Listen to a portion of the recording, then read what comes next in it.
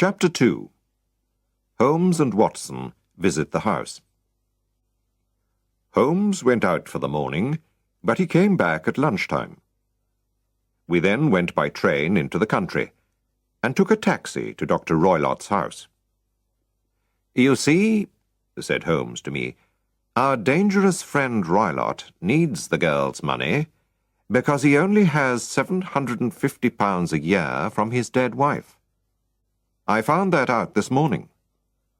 But the gypsies, the whistle, the band, they are more difficult to understand. But I think I have an answer." When we arrived, Helen Stoner showed us the 3 bedrooms. We saw her room first. "Why are they mending your bedroom wall?" asked Holmes. "There's nothing wrong with it." "You're right," she said. "I think it was a plan to move me into my sister's room." "Yes," said Holmes. We went into Julia's room, and Holmes looked at the windows carefully. "Nobody could come in from outside," he said. Then he looked round the room. "Why is that bell rope there, just over the bed?" "My stepfather put it there 2 years ago. It's for calling a servant. But Julia and I never used it, because we didn't have any servants. He also put in that air vent on the wall between his room and this one." Holmes pulled the rope. "But it doesn't work," he said. "How strange. And it's just over the air vent. That also is interesting. Why have an air vent on an inside wall? Air vents are usually on outside walls." Then we went into Dr. Roylott's room. Holmes saw a large metal box near the wall. "My stepfather keeps business papers in there," said Helen. "Does he keep a cat in there too?" asked Holmes. "Look." There was some milk on a plate on top of the box. "Now, Miss Stoner," he said, "I think your life is in danger. Tonight, my friend Watson and I must spend the night in your sister's room, where you are sleeping at the moment." Helen Stoner and I looked at him in surprise. "Yes, we must," he went on. "We'll take a room in a hotel in the village.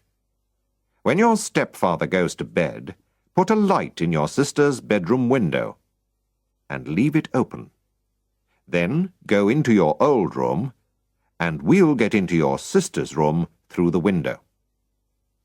We'll wait for the sound of the whistle and the falling metal." "How did my sister die, Mr. Holmes? Do you know?" "Please tell me," said Helen. She put her hand on Sherlock Holmes's arm. "I must find out more before I tell you, Miss Stoner. Now, goodbye, and don't be afraid," replied Sherlock Holmes. We walked to the village, and Holmes said to me, "Tonight will be dangerous, Watson.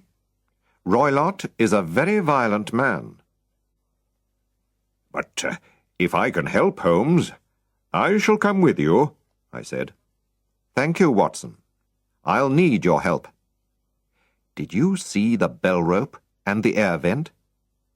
I knew about the air vent before we came. Of course there is a hole between the 2 rooms. That explains why Helen's sister could smell Dr. Roylott's cigarette." "My dear Holmes, how clever of you!" I cried. "And did you see the bed? It's fixed to the floor. She can't move it. It must stay under the rope, which is near the air vent." "Holmes," I cried, "I begin to understand. What a terrible crime!" "Yes, This doctor is a very clever man.